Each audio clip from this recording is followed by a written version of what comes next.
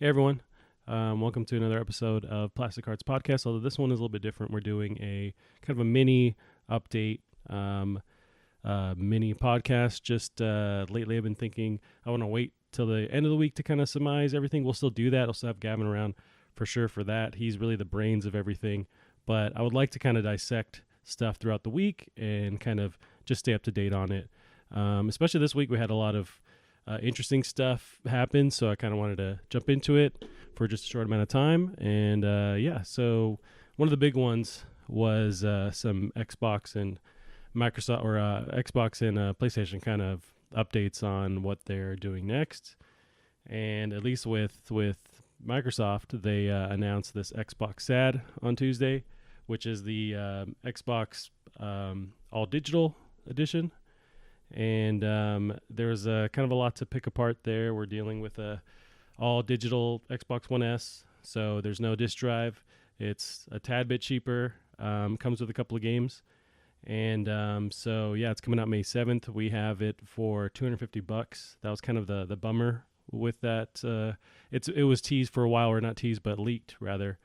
We kind of picked it apart on Plastic Hearts, me and Gavin the past couple weeks, and when they finally announced it, we were thinking, oh, maybe $200. I would have loved a $150 price mark, but 250 is the MSRP on that one. So it does come with a couple of games. So we're getting Minecraft, Forza Horizon 3, Sea of Thieves, and yeah, that's basically it. It's an Xbox One S without a disc drive, and not much of a discount.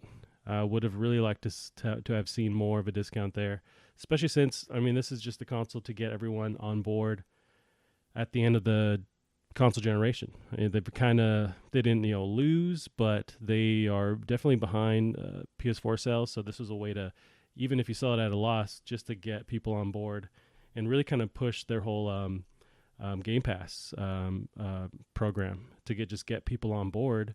And they really, I feel like they missed the opportunity. Now, granted, this is the MSRP for $250. Maybe when this rolls out, some of the retailers will sell it for some kind of deal, maybe 200 with something else, 175. I think that's the key price point there is a $200. So yeah, that was announced Tuesday.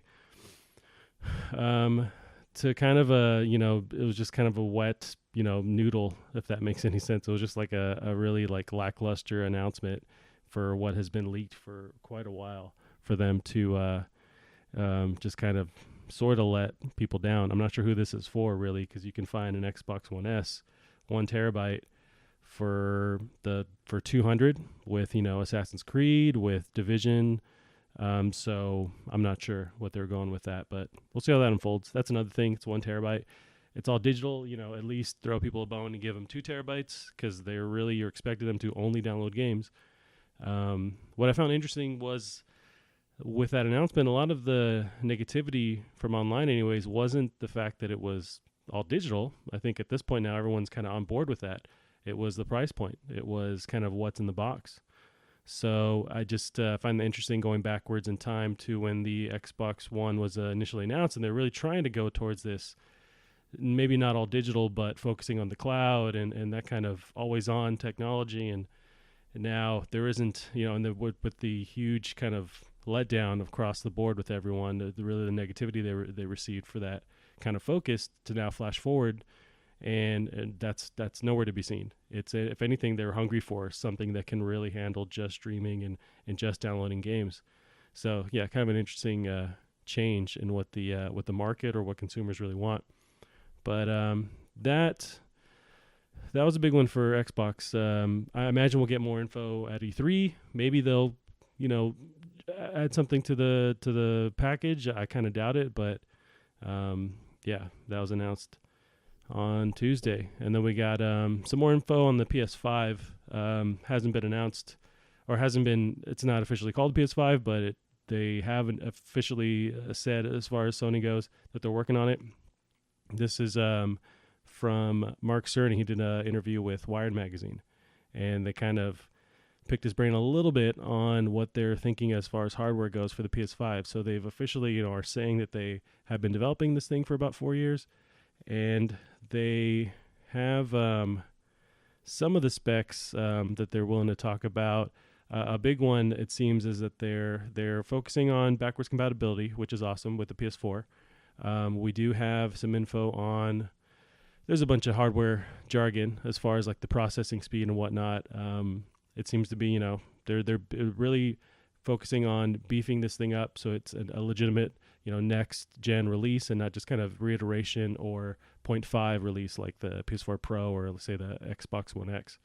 So that's interesting. They're really kind of putting a lot of focus on this, and so they did a short tech demo where they had Sony or they had a Spider-Man on PS4 from Insomniac. They had that on the regular PS4 Pro, and then they had at the right next to it a dev kit unit with the same specs of the PS5, and they were kind of running them side by side to see the change in what they're able to do with the PS5 with the new specs. So they were showing loading just New York in that game, taking 15 seconds on the PS4 Pro versus 0.8 seconds on the PS5 or what will eventually be the PS5.